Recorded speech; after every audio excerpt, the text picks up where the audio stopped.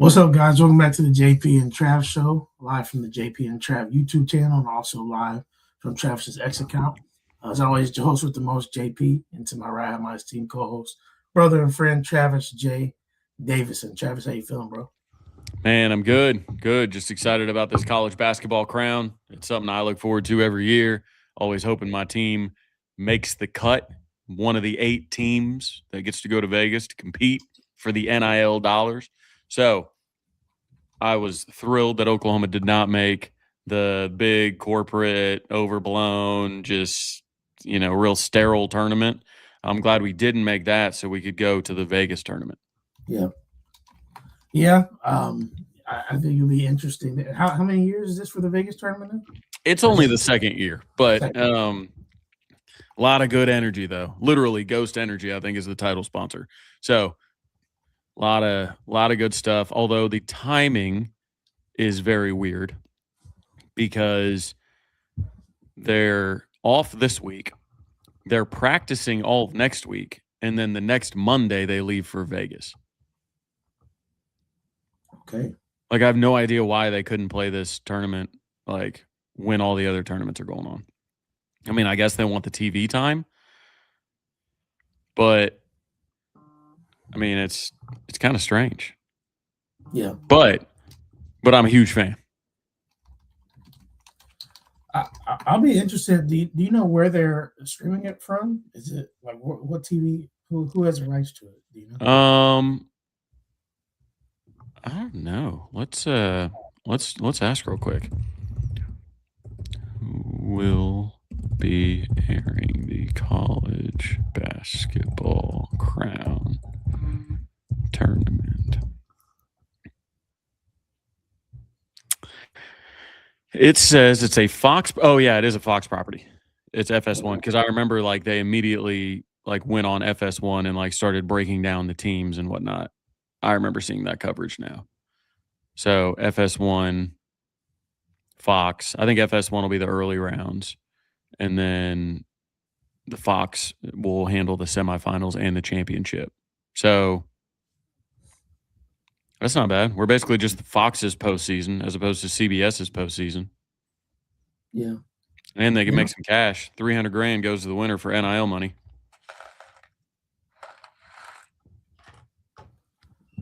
And then 100,000 to the second place team, and then 50,000 to the whoever ties for third. You think they're just gonna let them split that between the team? You got to, right? You would think.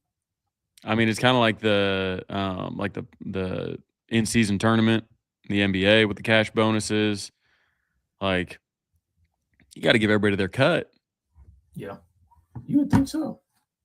I mean, $300,000 would be nice. I would not be happy if if something else happened. So, Trav, we obviously took last week off. There's a lot going on, just sports wise, and so felt it best to rest. But hey, yeah, Kyler Murray, got picked up, and we're rolling with the Vikings. Trav, how are you feeling about that? Man, if we did a show last week, I was going to be in full blown like Vikings horns, jersey, scarf, receiver gloves, drinking horn, the whole 9 yards. I felt people would be confused if I did it this time. But I'm stoked. Kyler Murray, a Viking. I mean, what a day. I mean, because really, when you think of like Sooners that I've been able to root for in pros for my team, like you've got Adrian obviously is the most famous example, but outside of that, like, you didn't have like you had like a linebacker, like you had like Brian Asamoah or like Jalen Redmond. Yeah. Like these guys, it's like it's tough to root for like linebackers and defensive tackles. Like, yes, you root for them, but like it's not the same as like a quarterback or a wide receiver or something like that, right? Like skill positions are just easy to root for. Now, I do hope the Vikings somehow find a way to draft one of our 8 or 9 kids that are going to be drafted this year. That would be fantastic. Mm-hmm. But I'm so excited that Kyler's a Viking. I'm so glad to see Kirby. I think that's the first time I've said that so early in the pod. but it's so good to see Kirby so we can celebrate K1 being a Viking. It's a great day. It's a great day. He can do things with the football or on a football field that Minnesota has not had in a long time. We saw, like, we're so used to having just statues back there. Like, we almost gave Joshua Dobbs an extended contract. Like, this guy came in and played like a few good games and just moved outside the pocket. And Vikings ownership was like, they're allowed to do that? This is crazy. Josh Dobbs must be the best quarterback ever. And I'm like, no, we can just go. You're allowed to do that. You can just go get guys that can do that. So I think Kyler, what we saw with Kyler and DeAndre Hopkins when they played together, like, I think you can see a lot of special stuff. I think him and Justin Jefferson, Jordan Addison, TJ Hawkinson, and Aaron Jones and these guys, I think they're going to have a great offensive season. It'll be interesting. It'll be interesting to see. Hopefully he can stay healthy, right? I think that's the biggest piece with him. Meanwhile, I don't even want to talk about the Colts now. I'm glad we got Alec Pierce back, but at the price tag we did, Alec Pierce, isn't he like didn't you guys make him like highest paid at his position? Yeah, I disagreed with it. Like, what are you? Aren't you guys paying like $100 million to Daniel Jones and Alec Pierce?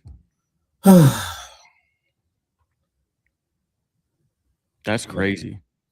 I know that, rest in peace, Jim Irsay's auction brought a lot of money, all of his guitars and everything like that, but I think you guys should have spent the money on something else other than Alex Pierce and Daniel Jones.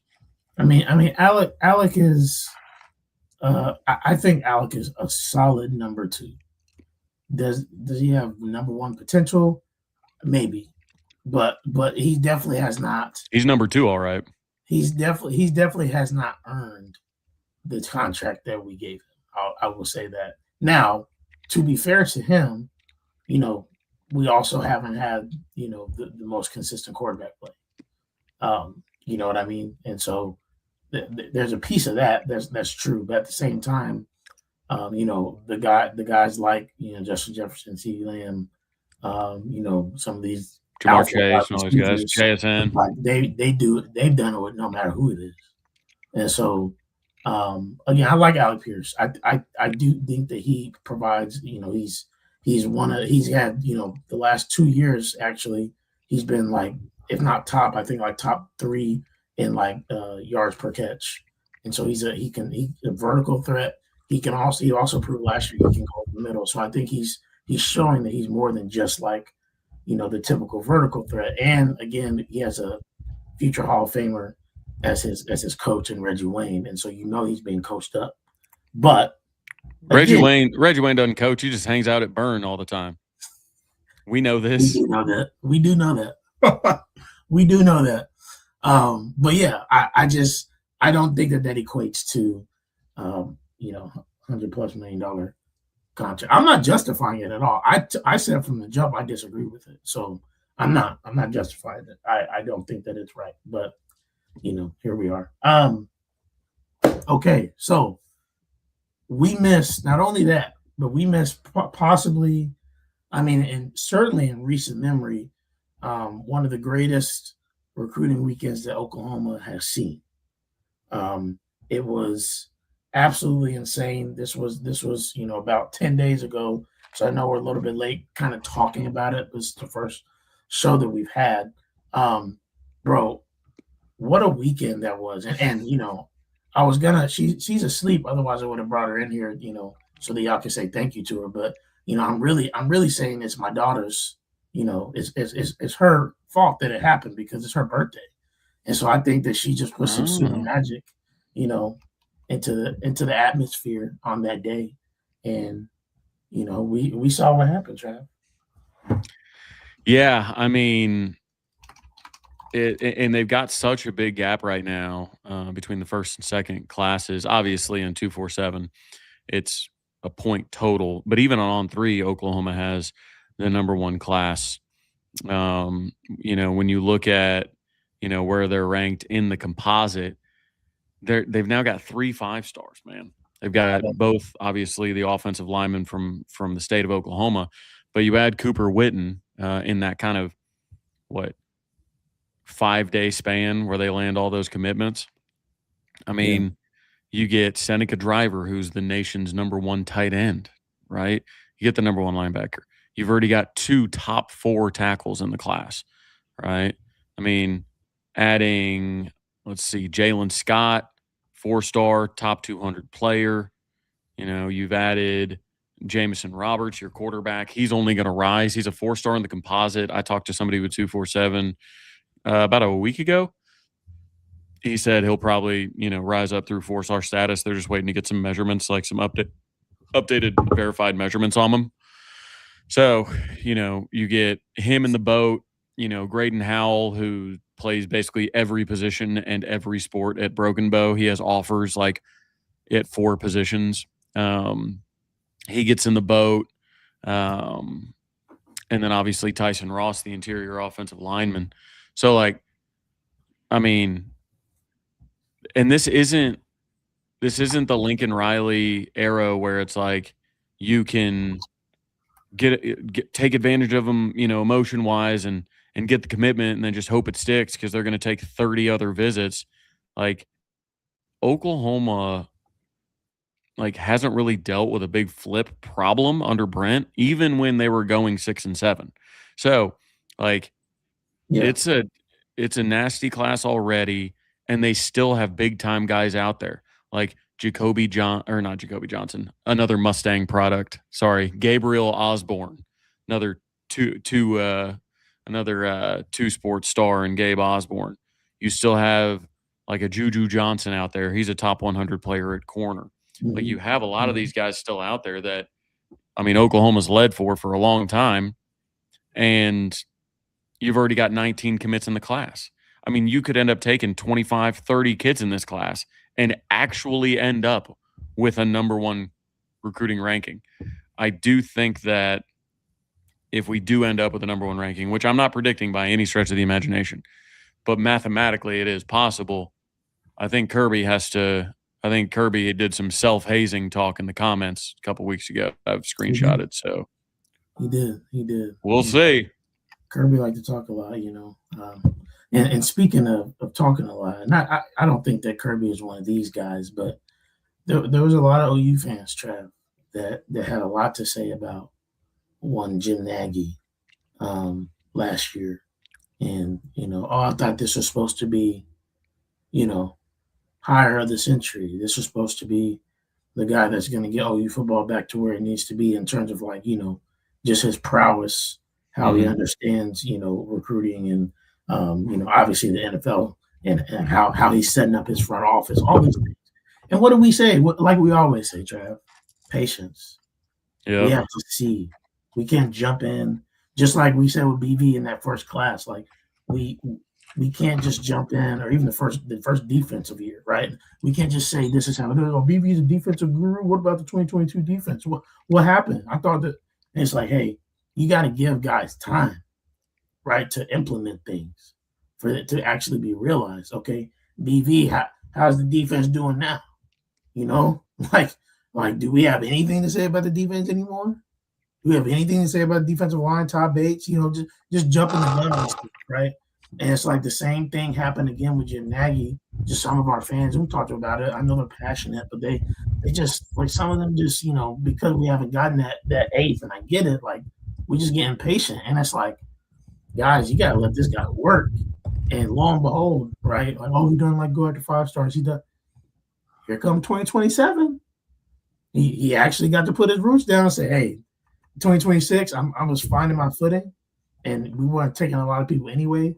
2027, boom. And you're seeing exactly, right, what happens when, a plan comes together. and why Jim Nagy was as coveted a hire as he was. As many people have said, oh, this guy, he's different. And it wasn't just smoke. Like, here's the fire. Like, when's the last time OU was in the contending for a #1 class? 2021, right? Like you said. And a lot of that was top heavy with just receivers. Like, it wasn't like a well put together class like this is. Yeah, the 2021 was Caleb. 2019 was Spencer. Caleb's class had like Mario Williams in it. Spencer's class had like Theo and Jaden Hazelwood and Austin Stogner and Trajan Bridges in it. But like each of those classes, you had to get like decently far down the list to find a defender. And with this current class, when you go down the rankings, it's trench, defender, trench. Tight end is still skill position, but he plays, he'll block some boys. And then trench, defensive lineman, like to true skill position, you get all the way down to like sixth. It's like you've just got so much balance in this class. And I think that's what's so cool is like you're not just heavy on one and you're taking 5 wide receivers or something like that. So and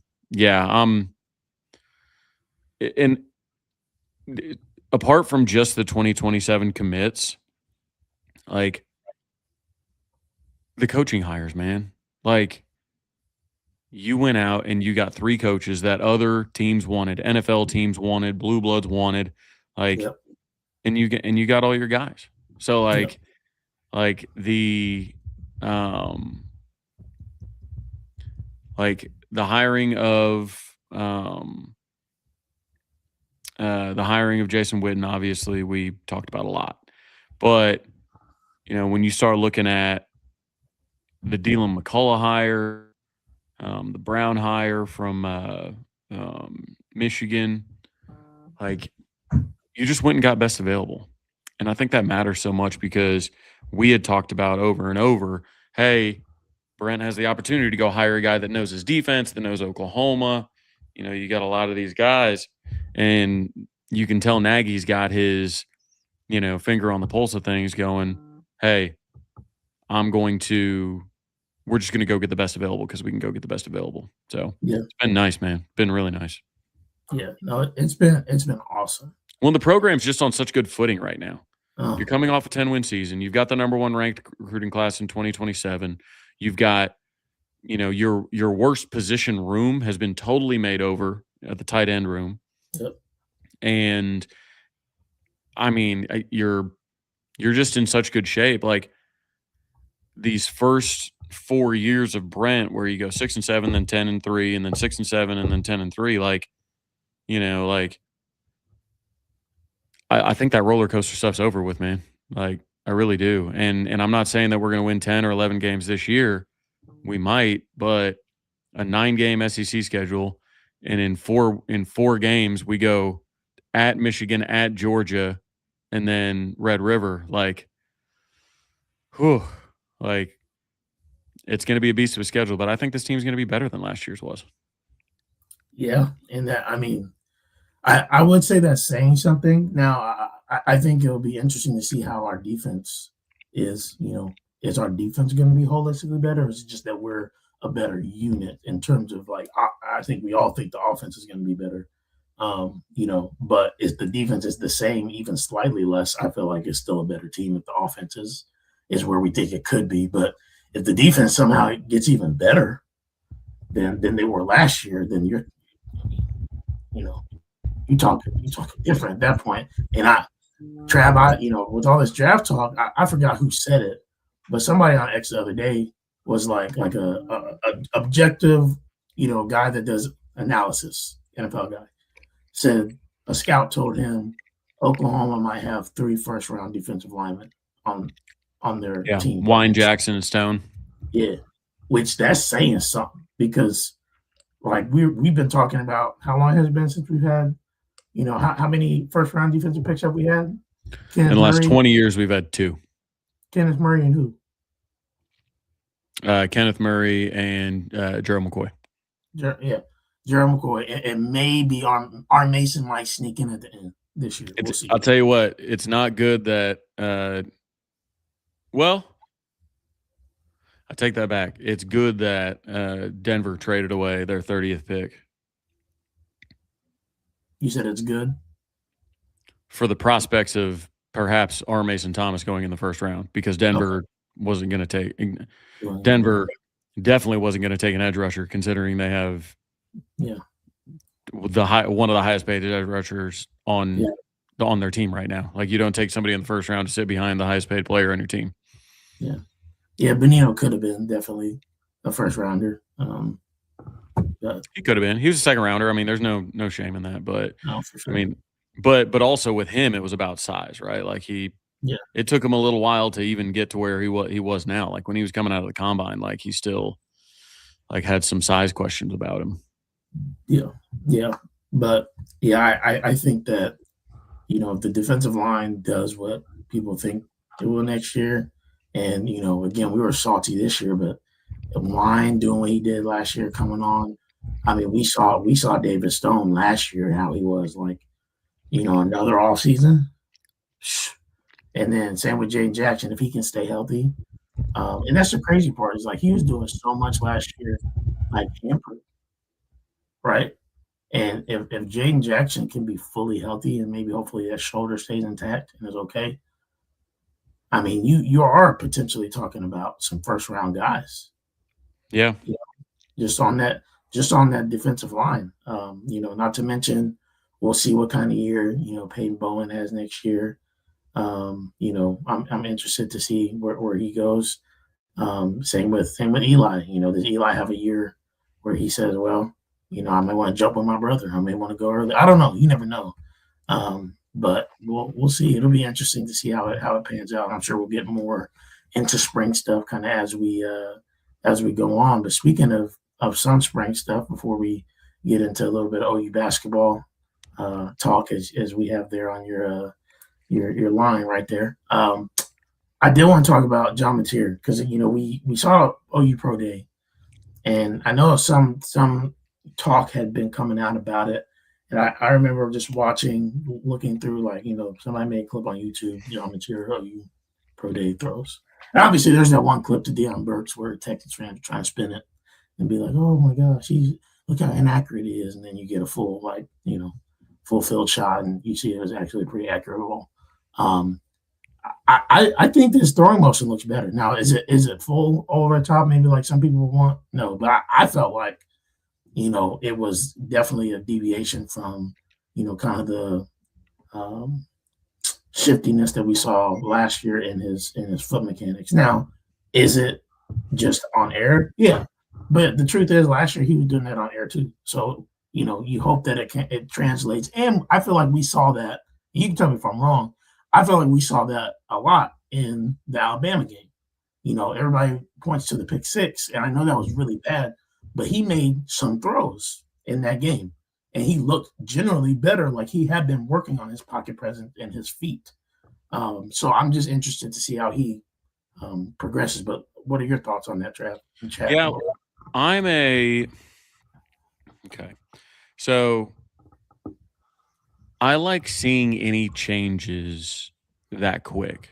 Like, and what I mean by that is John Mateer, if he thought that he was just a finished product last year and this is just as good as it's going to get, like, you wouldn't see him tinker with it. You know what I mean?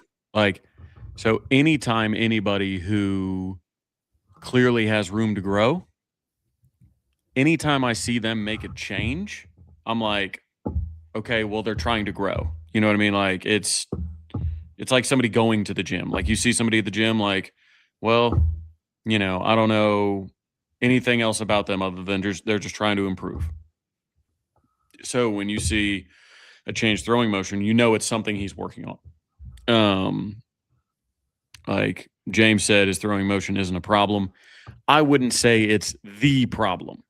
I think that at times he gets a little bit sideways on things, and it causes the ball. So, like, I don't have to teach you guys. I'm not qualified to teach you guys about football, or I don't have to teach you. But as you throw, when you go that sidearm, the ball goes up, right? The trajectory's up, right? So it sails so much more.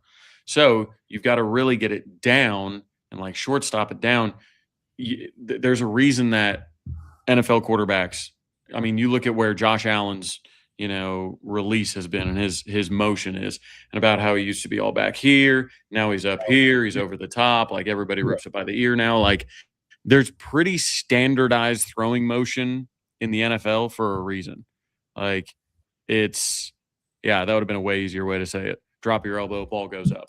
And that's why with so many of them, and at times like JJ McCarthy would do this too, where he'd get going on the side and it would just go up.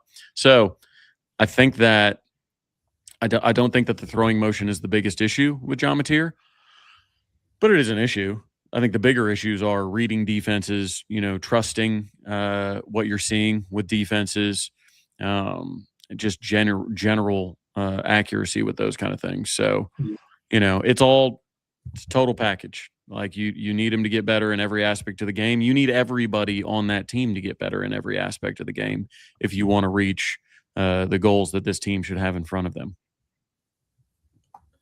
Yeah, no, I don't disagree. I think that's why you saw the Sooners go out and be aggressive in the portal, especially obviously on the offensive side of the ball.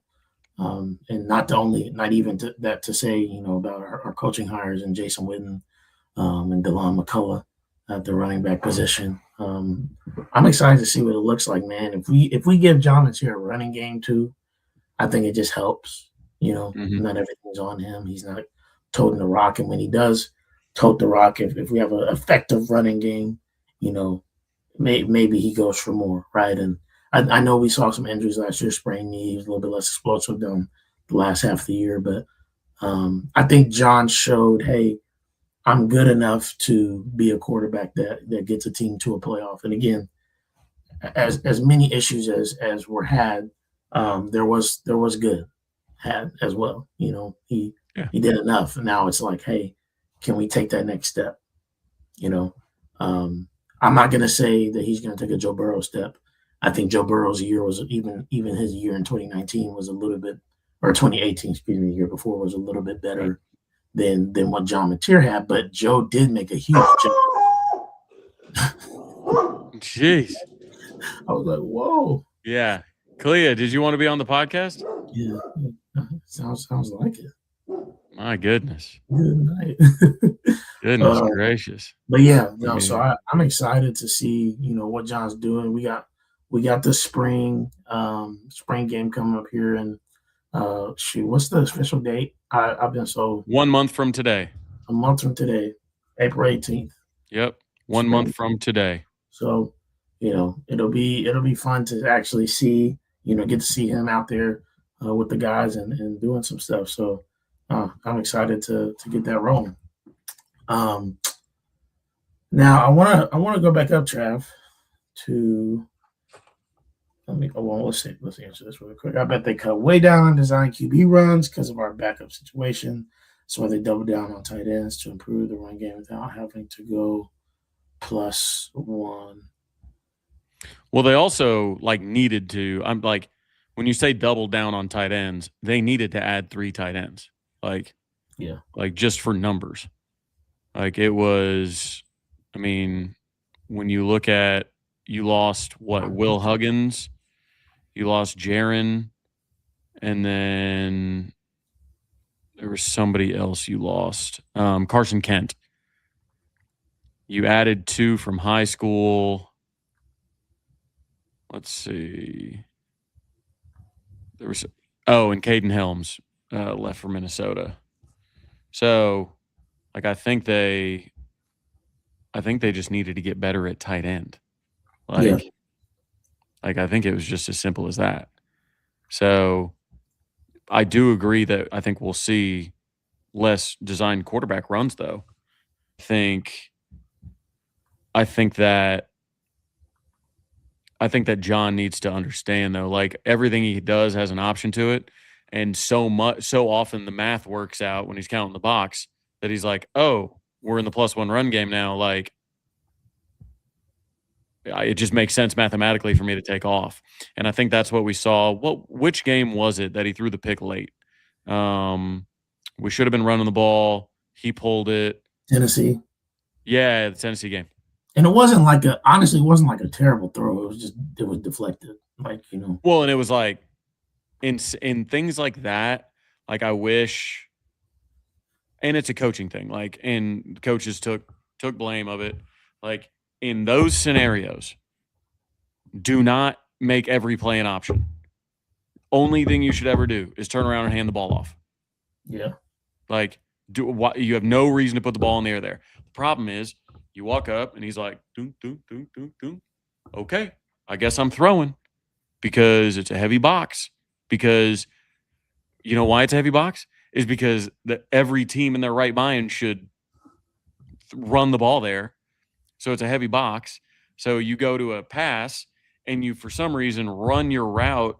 You throw to the route that's running into the traffic. That's the heavy box. But it's like stuff like that. Like if I could wave a magic wand and say, hey, look, I want one thing to change, like with the offense, I want there to be like common sense play calling. And I know that sounds dumb, but common sense play calling. Like just if you've got the ball, late, like forget what the box looks like. Like stop counting. Not everything needs to be an option. Like just call a play, hand it off, and roll effectively. Better yet, this year, run behind some of your massive tight ends or some of your, talented offensive linemen that are all going to be back. Like things like that. Like that it annoys me beyond like the Falcons would have won the Super Bowl and not given up that 28-3 lead if they took this advice. Run the ball. Yeah. Like, but they did the same thing. Oh, let me count. Hold on. Oh, gotta throw.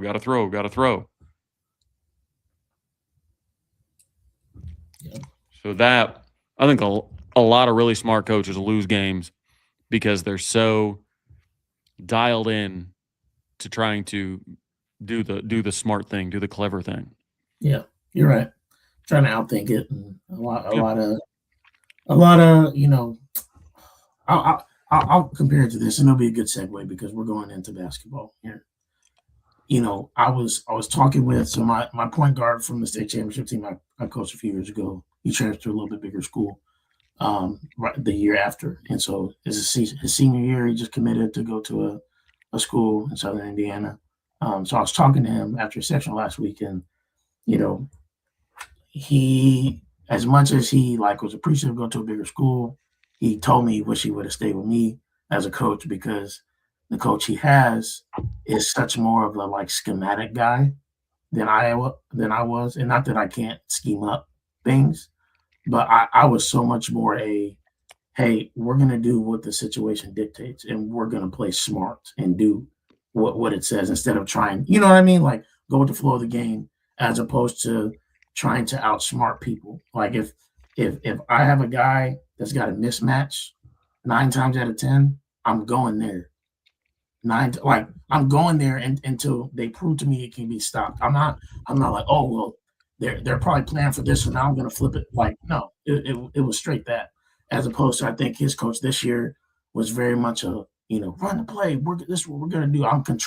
He's controlling every aspect, right? And there's a lot of coaches like that have just their tight hand grip on their offense and how they want it done.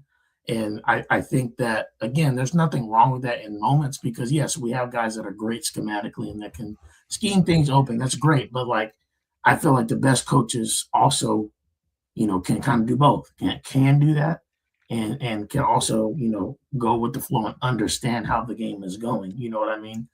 And, okay, transition to basketball. Like I said, basketball talk a little bit.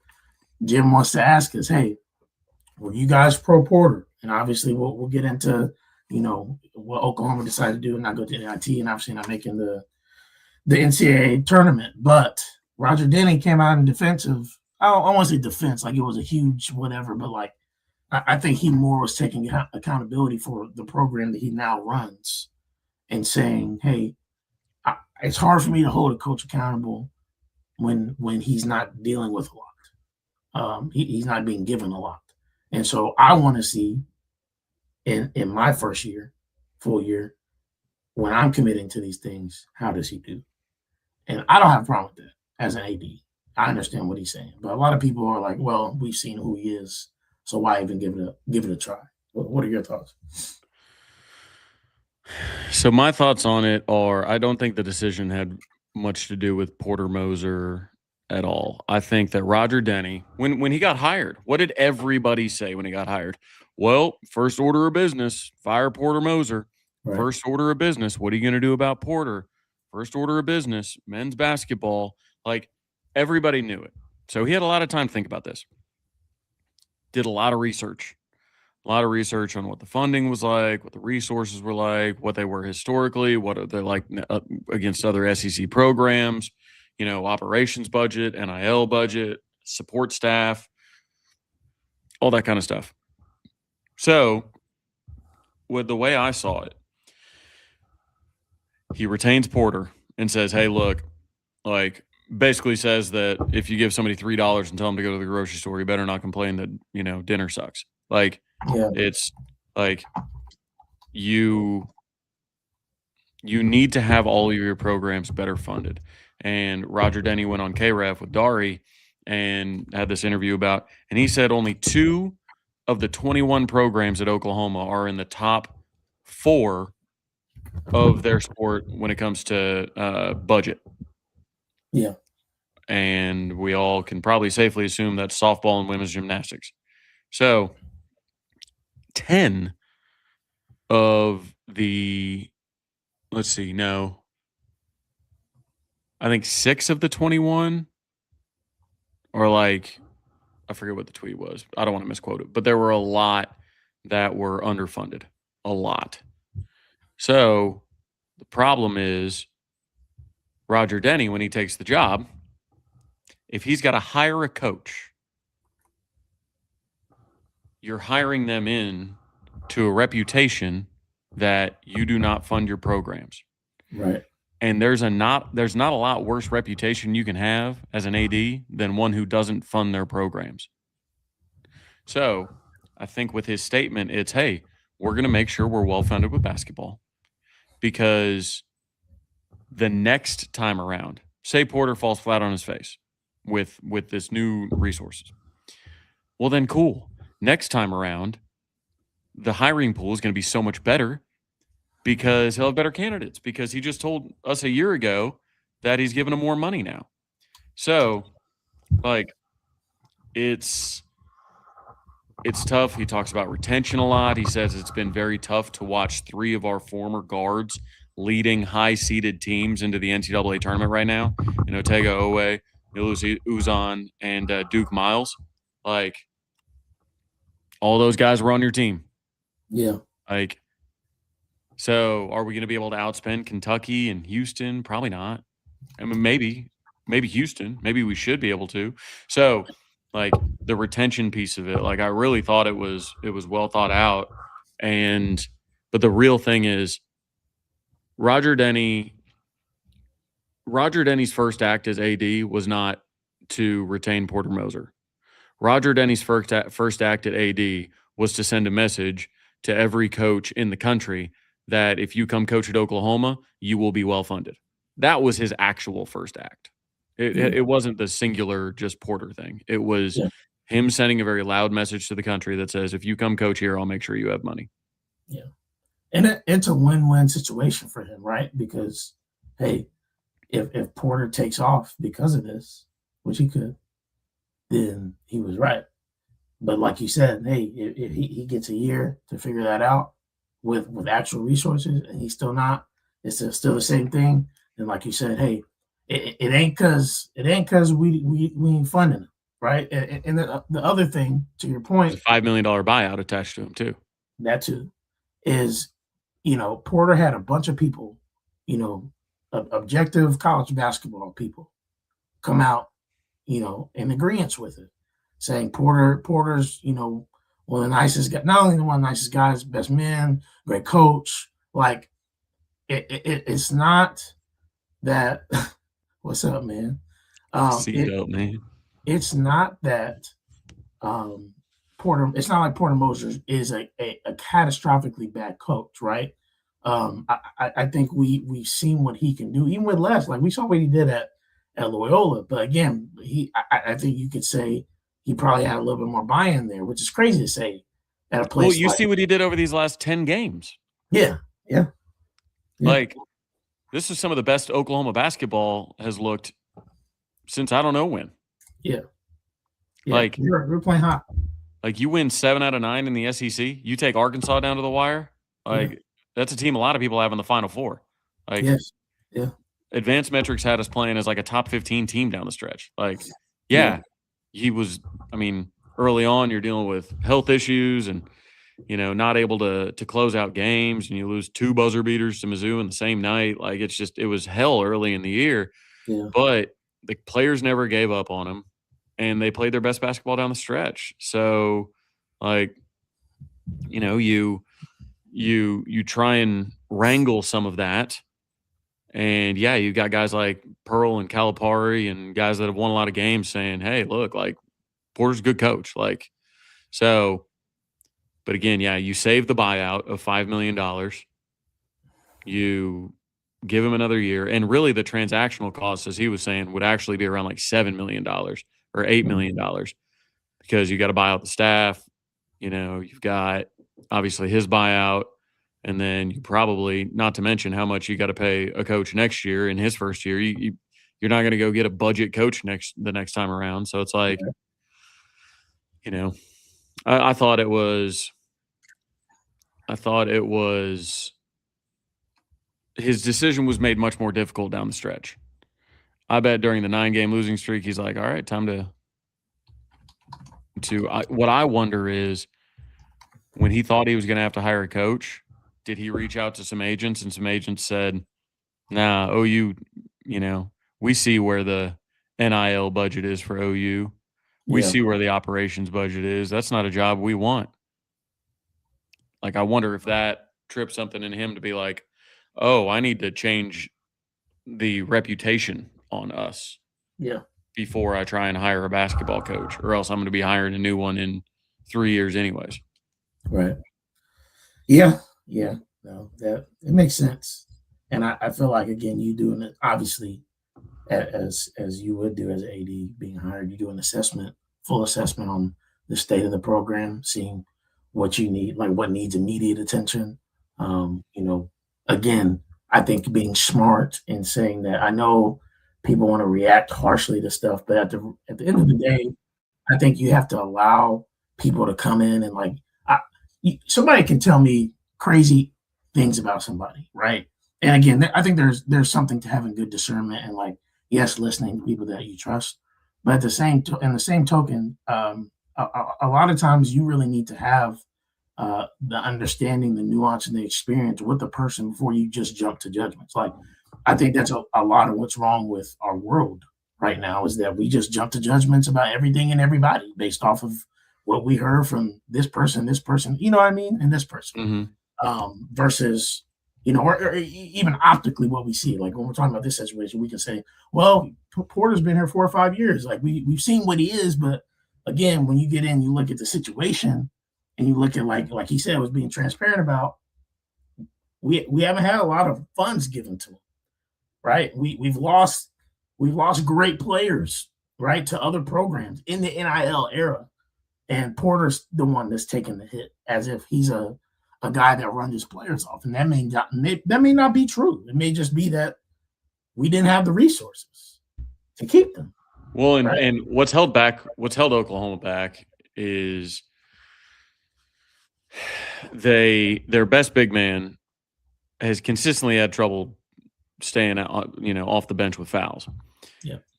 And when Mo McGee stays out of foul trouble, he's good. Like, they're good. The problem is, a big man in the SEC, like an average to above average starter in the SEC, goes for like $2 million. OU's roster was like 3.6. Yeah. Like, you're just not getting you're not getting the big guys. So, like, when you look at a guy like look at a team like Florida, who's got a bunch of big dudes, like, you're gonna get your brains beat in every time by a team like that. So I just, like, you need money to get those guys. It's like, and I'm sure Porter has run off his fair share of guys, just like most coaches have. But just like Calipari said in his interview, during the SEC tournament, he said, coaches win games, organizations win championships. Like, Yes. you have to fund like the organization, the resources, all that kind of stuff. Like, that's how you win a championship. Like, Mhm. and they're in charge of getting the great players. So I'm more confident, and I'm also I'm a big Joe C guy. Like, he's always been very kind and like just friendly to me and accessible to me for events and things like that and texts and whatnot. But I'm glad that Roger Denny wasn't afraid to make him look bad. Yeah. Because you can't really do the job if you're afraid of, Yeah. What people calling think. out things that happened under your predecessor. And to be fair to Joe C, like the SEC money, like we only got a half share and we got like nothing from the Big 12. Like, it was a very bad time to try and fund a basketball program. Yes. Like, now we get the full like 70 million or 80 million, whatever, Yes. for the SEC deal, and then that can fund more. Like, Yeah. cutting that off at the timing of it, that's rough. So that Yeah. could explain where a lot of the funding went. But Denny's kind of, right spot, right time kind of guy, because now he's going to get the full share, and then he can divvy it all up and be like, boom, see, I funded all the programs. Look at me. So yeah, no, I mean, I agree. It is tough, and again, I can only speak as a high school AD. Like, I'm not gonna act like I know the difficulties that would come with being a Division I AD. I can only speak to what I know in my level, but I know, again, in any level, in my opinion, of being an athletic director, you get in and you do a full assessment of the program. Your boots on the ground. You're talking to people, and that's what I honestly, Trav, like that's what a lot of people I think overlook sometimes about the AD position is how many conversations are had. You can't quantify the conversations that you have as an athletic director. People see stuff. They see, obviously wins, championships. They see this, that, but they don't see the constant talk, the constant how tapped in normal should be, at least athletic directors would be, right? And obviously at a position like University of Oklahoma AD, you have plenty of WADs, you have plenty of assistant ADs, and so you're compiling them into a room and you're saying, hey, give me the scoop. What's going on? You're talking to them, you're talking to training staff, you're talking to, people that have been around the basketball program, trying to get a beat on what's going on here. Is it just get their opinions? Yep. Yeah. Is it what it's made out to be? Because again, you can listen to the outside hype and the outside noise, or you can talk to the people that have been in the program and know what's going on. And once you get that assessment, I think it makes your job a lot easier. Like, had Porter, had a program that's like imploding from the inside and nobody likes them and everything like that, I think it makes the decision a lot easier. But when you have people coming out for Porter, like I think some people have, and then you also see, like he said, and I'm glad he's being transparent. And I said this on X, I said, a transparent AD, what do people need? Because a lot of people think they know stuff and they really don't. And so for him to say, hey, here's the reality, like, this is where our program's at.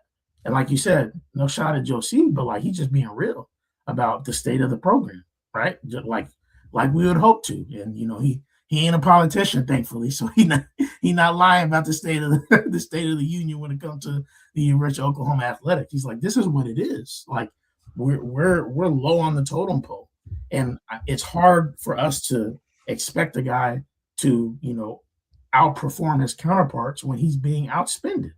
Like, again, I know people want to point to Skip, and I get that. Like, I know Skip has done an excellent job, even with less money, but we're talking about different sports as well, to be honest with you. I don't feel like we established oranges, in my opinion. Now, does that mean that Porter, is not going to be on a short leash? I don't think so. But I think it is fair, just like I feel like it would have been fair to Skip, right?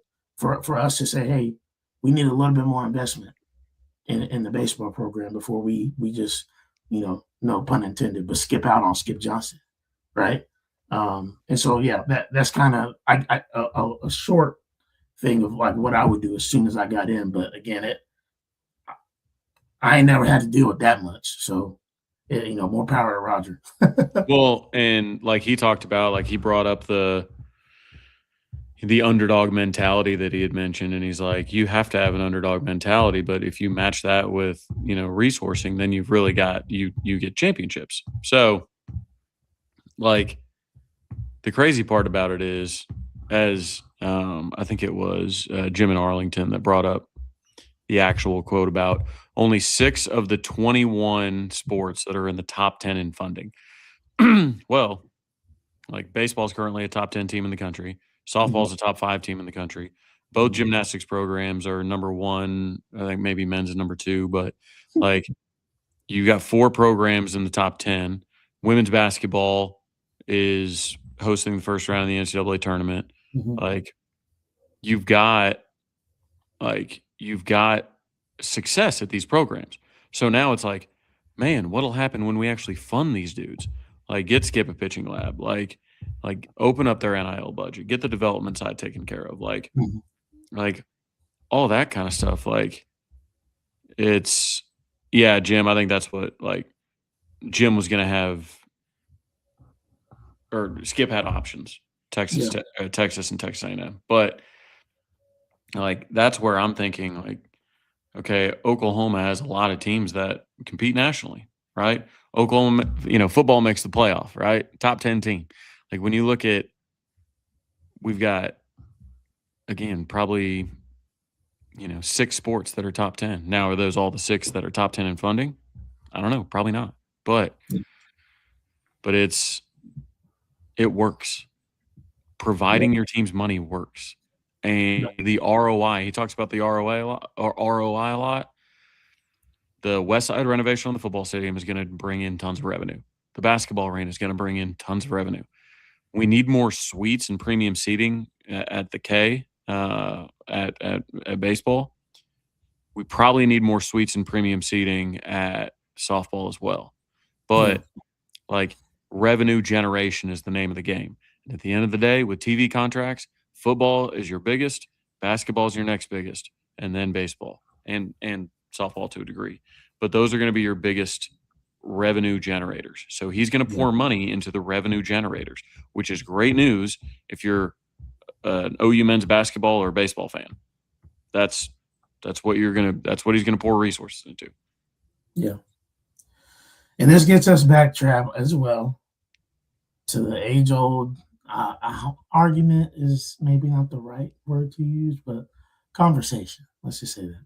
Conversation about what he said, right, which I got into a few arguments on X this week about, he said we're also going to need, though, community, fan engagement. We need the troops to be rallied, essentially. And I know some people took exception to that because they're like, well, as we said on here before, and had conversations about, well, give us a winner and then we'll do this. And, I think he's a holistic approach of like, hey, we're going to provide our end of the bargain by investing. Can you do your part and invest with us? And again, I understand the argument of, well, I need to see something before I do this.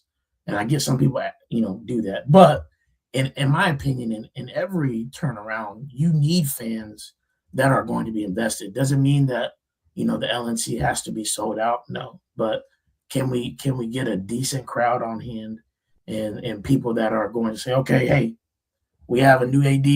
You asked this of us. We're going to show up because that's what Oklahoma does. That's what Oklahoma is. That's how the fan base is. We're going to show up. And, when you show us like, hey, there's no investment or, the product is still bad. Hey, we gave you this, but, you didn't hold up your end of the bargain. So we're stepping back out. But I do feel like it is a vital part of even getting people to want to come here. Yes, money is the most vital part, but you have to have a good atmosphere too, because you can have all the money in the world, but if you have a terrible atmosphere, that's going to eventually, bite you in the butt. When Roger Denny shared the 30% of of people who actually have season tickets were not going to basketball games this year. So they're paying for the tickets, but they're not using them. So like it doesn't think like he talked about concessions. We need to relook at concession prices, maybe lower those. We need to look at specials that we're doing. We need to look at, all that kind of stuff. Like he understands like Illinois cares about basketball. Illinois is a good basketball program. Like they got a good coach. They're like a 4 seed or something like that. Like Illinois is in good shape, and that's where he learned from. That's where he cut his teeth. So it's like, all right, like he's seen what that can do for a total athletic department if you have a good men's basketball program. So like he's going to look at that. But at the same time, yes, like OU fans, more than a lot of fan bases, are front runners. Like, or have a lot of front runners. I'm not saying all OU fans, but a lot of front runners. A lot of them were raised on Barry Switzer winning every game and Bob Stoops winning every game. And then they go to or Patty Gasso winning every game. And you go to all these, other events and you're just like, I'm here to see the team win. And then if they don't win, you're like, well, I'm not coming back. Like, it's like, I said it on radio today. I was like, a lot of people, like, we were talking about softball. And it's like softball is a top 5 team in the country right now. They've got a chance to win a national championship again. They always have a chance to win a national championship, but specifically this year they have a historic offense, so they have a chance to win a national championship. But you had people that were hitting the text line that were like, oh, this team can't win a national championship. And they were out on it. And it's like, if you only enjoy watching sports when you are guaranteed to win a championship with your team, you are not a fan of sports. You are a fan of feeling more important than your friends, family, and people on Twitter because you root for a champion. That's what you're a fan of. You're a fan of feeling important and feeling like a winner. You're not a fan of sports. It's 2 different things. So, like, that's where we've got to get to as a fan base is we've got to enjoy basketball again. Like, maybe Porter's just got to have a product that people really enjoy. I think down the stretch as they were, Nigel Pack was bombing threes and, this, that, and Mo Wiggy was playing great. Like that was a fun product. And it's like, but that's the thing. It's people have been raised by a college football blue blood. They expect to go to every single game and see their team win. And if they don't think that the team held up their end of the deal. So then they're going to stop holding up their end of the deal. And that is not how sports should work. Like if you can't watch, like if you're like, oh, me, I'm a huge OU football fan, And then I ask like, okay, cool. Like, do you watch any other football? Well, no, I can't watch it if I don't have, my team's not playing. Okay, well then you're not even a football fan. You are an OU football fan, specifically when OU's winning. Like that's when you're loudest. Right? So it's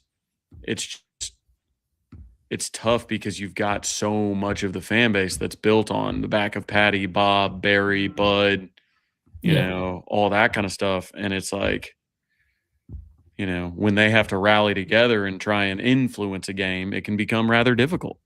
Yeah. Yes. And it's just, you said it great. And the only thing that I'm going to add is like, the issue is we're in the freaking SEC, guys. Like other fan bases in the SEC, they don't do that. They show up. And so it's like, what makes us at Oklahoma different? That we just don't, you know what I mean? Like that we just don't show up to stuff because of, and again, I get it. I can understand the argument. It's a fan base raised in the Big 12. Yeah. Like it simply is. And I think part of it is in the SEC, like it's very rare. Basically, Bam is the only one to ever go on a run like Oklahoma went on in the Big 12. Like, it is rare. So, all these SEC fans are like, hey, every once in a while, you're going to have that 8-4 season or that 7-5 season. And then you're going to get this, recruiting cycle going and this, that, and the other. Like, and you're just going to, so every game is close. Like, there's hardly any blowouts in the SEC, at least on Oklahoma's schedule. So, when you are in that many close games, you need the home crowd to affect the game. Oklahoma never needed a home crowd to affect a game against Kansas.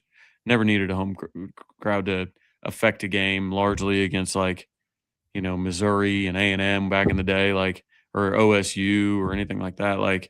It's just people, and I do think the actual basketball fans just go up to the thumbs now. They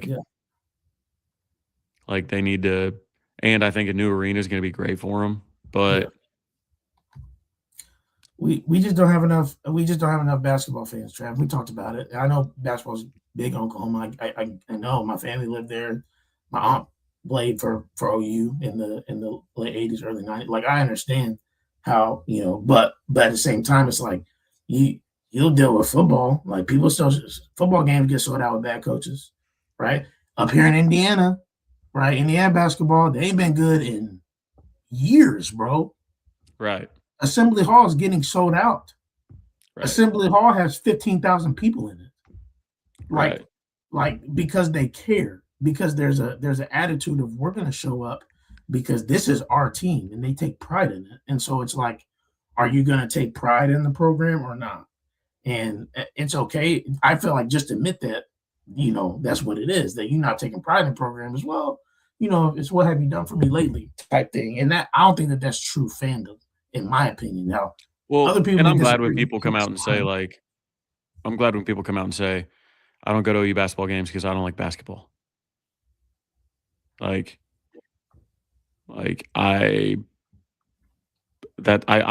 appreciate that honesty when people are like, I'm an OU football fan. I like football. I don't like basketball, so I don't go to basketball. Cool. Be honest about it. Don't make up all these things about, oh man, if you win, then I'll come. No, you won't. No, you won't. And also, if you do, it's because you get that fun feeling of, oh, we just won a game. I can't wait to talk crap to all these burners on Twitter. That's my whole point is your team shouldn't have to earn your love. And a lot of people will be like, well, it was when Billy Tubbs was coaching, man, that place was packed. Yeah, they were good. They were competing for national championships. That's why it was packed. Do Oklahoma fans ever pack places when teams aren't good? No. So.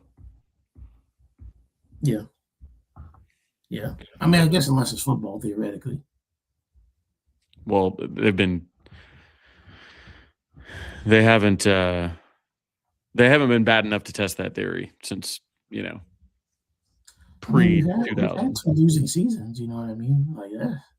It's not like we've had 3 wins, but right. But even then, it was less. I will say that it was. It's not like it was filled to the brim, but it was still. They would just leave earlier.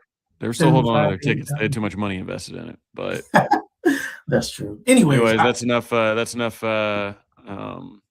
Loyalty questioning for the fans tonight. We're a little bit overdue, so we are. I'll be interested to see how it goes, and we'll see how this college basketball crown goes, and maybe there will be some more momentum there if we win it. Maybe people think, what happens? I'll let you answer this last question, man. We'll get out of here. Yeah, I think we'll win the crown. I think we're the best. I think we're the best team in the crown. We were the last team left out of the tournament, so we had to be the best. We had to be the best team not in the tournament. If you look at it that way. So, yeah, I think it's a very winnable tournament. They got to beat Colorado at a minimum. Yeah. Yes, they should. They should beat Colorado. They're not very good. They have some nice young players, I'll say that, but they're, They do. Ooh, let's see. 3. All right. I think it's time to hit Yeah. Well, we appreciate you guys. Thanks for coming out. Almost 500 tonight. I know splitting time with OU Insider, but appreciate you guys coming on out and talking with us. And hey, we love y'all. We love OU fans. We just, I think we all need to be, like Roger said, engaged together and look forward to the new era of OU athletics. And hopefully one that, is well funded. So appreciate you guys. We'll see you next week. Plan on the same time unless you hear from us differently. And Boomer. Sooner.